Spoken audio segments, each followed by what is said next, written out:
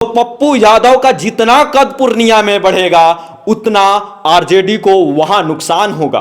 पप्पू यादव बढ़ेंगे तो आरजेडी का नुकसान होगा, अगर आरजेडी वहां से बढ़ते हैं तो पप्पू यादव का नुकसान होगा। सीमांचल का सबसे हॉट सीटों पर चर्चा करेंगे, पूर्णिया लोकसभा सीटों पर चर्चा करेंगे। 2024 का लोकसभा चुनाव का आगाज हो चुका है।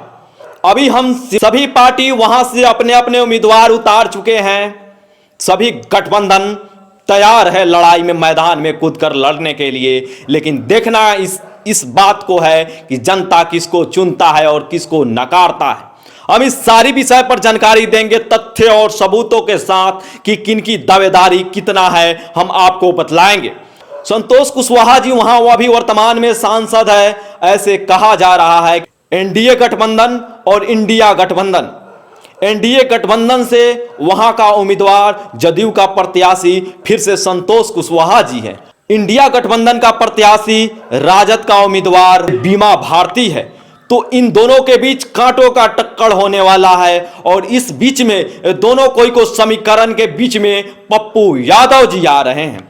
पप्पू यादव जी को देखा जा रहा था कि वो काफी दिनों से पूर्णिया का जनता के बीचों में काफी एक्टिव थे, उनके सुखों दुखों में वो भागीदारी लेते थे। कह रहे हैं कि हमको आत्महत्या करना मंजूर है लेकिन पूर्णिया लोकसभा सीट छोड़ना मंजूर नहीं है। तो इससे कयास लगाया जा रहा है, इससे उम्मीद लगाया जा रहा है कि अगर ना भी हो सके तो वहां से निर्दलीय पप्पू यादव लड़ सकते हैं। तो हम आपको समीकरण बतलाते हैं तो क्या होगा। संतोष कुशवाहा जी जो जदयू से हैं, उनको जदयू और भाजपा के जितने भी वोटर हैं उनको तो वोट देंगे। और आ जाते हैं बीना भारती पे, तो बीना भारती को आरजेडी का जितना सपोर्टर है, आरजेडी को जितने चाहने वाले हैं उनको देंगे। अगर अब बात करें हम पप्पू यादव के बारे में, अगर पप्पू यादव वहां से निर्दलीय आते हैं तो सोचिए आप, पप्पू यादव को कहा जाता है कि उनका बयान हिंदू विरोधी कितना आया है।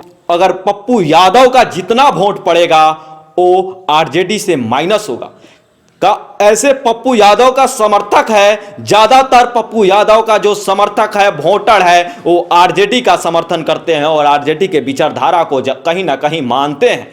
तो पप्पू यादव का जितना कद पूर्णिया में बढ़ेगा उतना आरजेडी को वहां नुकसान होगा। तो ऐसे आप सोचिए, अगर पप्पू यादव बढ़ेंगे तो आरजेडी का नुकसान होगा, अगर आरजेडी वहां से बढ़ते हैं तो पप्पू यादव का नुकसान होगा। बात करें जदयू का प्रत्याशी संतोष कुशवाहा के बारे में, तो संतोष कुशवाहा को जब वो गठबंधन में है तो बीजेपी के लोगों उनको, बीजेपी को समर्थन करने वाले लोग उनको सपोर्ट करेंगे, वहीं जदयू को तो है ही।